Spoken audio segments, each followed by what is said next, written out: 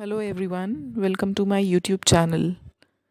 एक किताब जो 36 साल तक इंडिया में बैन रही, अब उसे ऑफिशियली पब्लिश किया जा सकता है।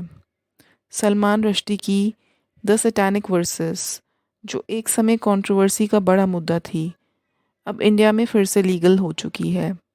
पर आखिर ये किताब इतनी कंट्रोवर्शियल क्यों थी? इस बैन को हटाने का क्या इम्पैक्ट होगा? आज हम डिस्कस करेंगे सेंसरशिप, फ्री स्पीच और लीगल बैटल्स के इस मज़ेदार किस्से को। 1988 में सलमान रश्दी ने द सैटेनिक वर्सेस लिखी थी, जो एक फ़िक्शनल नॉवल थी। पर इस बुक पर वर्ल्ड वाइड बैकलैश आया, क्योंकि कई लोगों का मानना था कि ये इस्लाम और प्रॉफिट मोहम्मद को इंसल्ट करती है। ईरान के सुप्रीम लीडर आयतोला खुमैनी ने रश्दी के खिलाफ एक फतवा जारी कर दिया और दुनिया भर में रायट्स और प्रोटेस्ट्स होने लगे। इंडिया ने 1988 में ही ये बुक बैन कर दी थी और हम दुनिया के पहले देश बने जिन्होंने इस पर बैन लगाया। उस वक्त के प्राइम मिनिस्टर श्री राजीव गांधी ने कम्युनल टेंशन अवॉइड करने के लिए ये स्टेप लिया था। लेकिन सवाल ये है कि क्या ये बैन जस्टिफाइड था? इंडिया का कॉन्स्टिट्यूशन हमें फ्रीडम ऑफ स्पीच का अधिकार देता है, पर साथ ही कुछ रिस्ट्रिक्शंस भी हैं, जैसे पब्लिक ऑर्डर, मोरालिटी और रिलीजियस सेंटिमेंट्स को हार्म ना करना। द सैटेनिक वर्सेस का बैन इसी वजह से लगाया गया था, ये कहकर कि इससे कम्युनल राइट्स हो सकते हैं।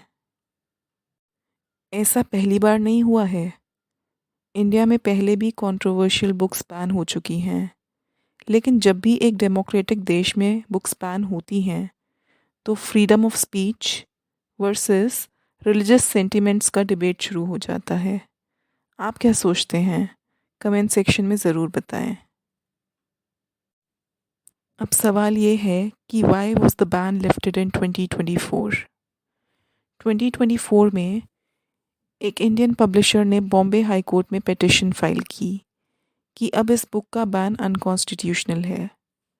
कोर्ट ने रिव्यू किया और ये माना कि आज के समय में जब हर किसी के पास इंटरनेट का एक्सेस है तो किसी किताब को बैन करना प्रैक्टिकली मीनिंगलेस है। इसीलिए ये बैन हटा दिया गया। सलमान रश्दी खुद भी इस डिसीजन से खुश हैं, लेकिन अब सवाल ये उठता है, क्या इससे इंडिया में नया कंट्रोवर्सी शुरू होगा? अब इस डिसीजन का इम्पैक्ट क्या है? फ्रेंड्स, ये डिसीजन एक माइलस्टोन है फ्रीडम ऑफ स्पीच के लिए। इसका मतलब है कि अब हमारे देश में लिटरेरी फ्रीडम और स्ट्रॉन्ग हो रही है। लेकिन दूसरी तरफ ये भी पॉसिबल है कि कुछ लोग इसे फिर से अपोज करें और प्रोटेस्ट्स करें। एक और इम्पॉर्टेंट बात, क्या ये एक प्रेसिडेंट सेट करेगा कि फ्यूचर में कोई और कंट्रोवर्शियल बुक भी बैन से फ्री हो सकती है?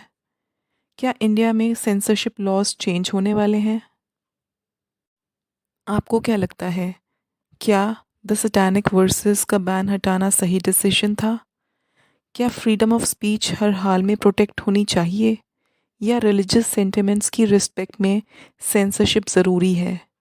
कमेंट करके मुझे ज़रूर बताएं।